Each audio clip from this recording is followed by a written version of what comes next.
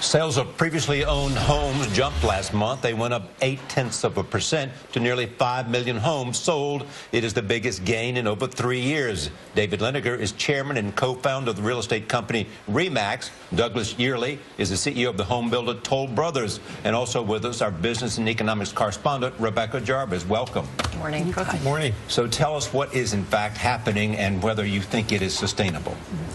Well, the market's back. We've had a horrible 6 years, the worst in this country's history. And in the last year, new home sales have come back tremendously. It's mainly because there's pent-up demand coming out from nobody buying for 6 years, very little inventory on the resale market.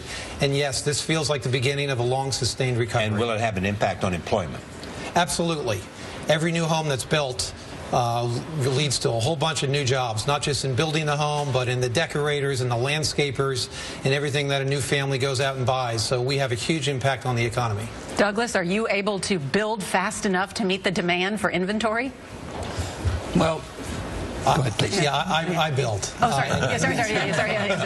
And we are. Anytime you have the beginning of a new cycle, it's hard for the subcontractors to go out and find new employees. We're also ramping up our company internally. That's pretty much behind us now. It's still going on to some extent, but it was a lot worse 3 to 6 months ago. And we're fine. We'll be able to build. It's a little slower now, but it's ramping up as many employees come back into home building. And David, let me ask you, what does this mean in terms of the real estate market? Have you seen the numbers and when did it start to take off? It started about a year ago. It's happening much faster than has been predicted. For the new home builders, what's happening is people are trying to buy houses, but they're competing in the resale business with all the investors. Investors, no qualifying, paying full cash, everything.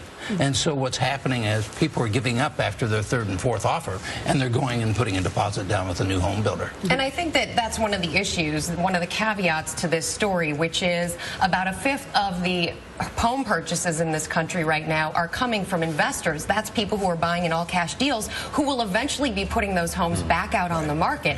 Another thing is you talk about price appreciation. Wages in this country are going up between 2 and 3%. Home values are going up between 4 and 5 times that number. So ultimately, when people are out there looking at this choice, they're looking at their wages, obviously, and it's becoming more expensive for some people. And lastly, the last caveat is the shadow inventory. The number of homes that are still pent up in the foreclosure process in states that need judicial review, those homes are eventually going to go back out on the market at depressed prices, and that could, in some areas, drive down prices again. Now, what's interesting to me is that for a long time, people said the housing market is going to start, and it didn't. They said because they had to flush out the housing that was oversupplied in the market.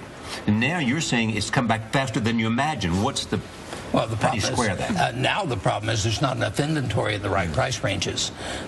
If you look at some of the markets, San Diego, San Francisco, Denver, Colorado, we have less than 2 months inventory out there in the price ranges that are selling. And construction workers who are back in the market rebuilding are now asking for more money. A number of them, because they left the business, because it was a dead business for so many years, they found other jobs and they need more money to build. That will drive up the price of homes. Douglas, do you have the workers? I mean, Melody was saying that part of it is finding construction workers who left to find other jobs during the downturn. Just what I said. Yeah, can you find? Yeah, it's been a problem. It's easing. It's typical of any recovery. And this downturn was so deep and so long that many more workers left the industry, but they're now coming back as they see the opportunities. We have a lot more coming back, and it is easing. What could go wrong? Well, I don't think interest rates is going to be it, because the government's going to keep the interest rates low for at least a couple more years. The problem is housing affordability. And as prices go up, you start pricing out of the market people even at a low interest rate. The first-time home buyers, for example, those are the people who generally come into the market and buy up the new inventory. They make up 30% of the market right now, whereas usually they make up 40%, and a big part of that is because of the cost. All right, David Liniger, Douglas Yearley, and Rebecca Jarvis, thank you all very, very much.